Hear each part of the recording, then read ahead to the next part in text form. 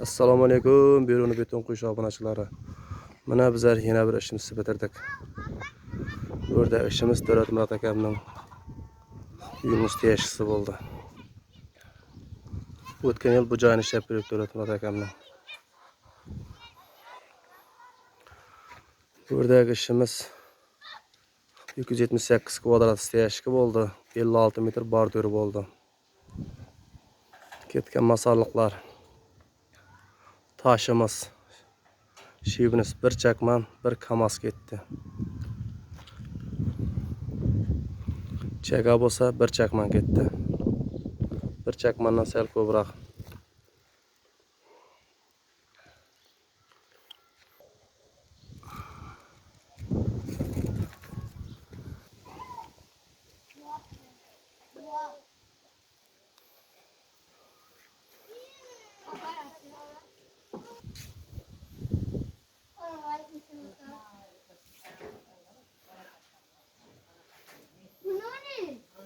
Mana bu yoqda trotuar bo'ldi.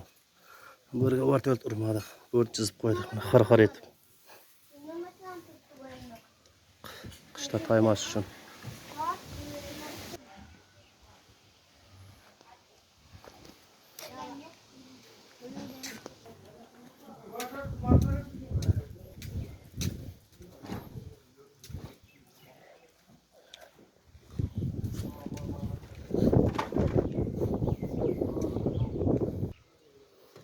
Bunaqa lesensa tushirib berdik.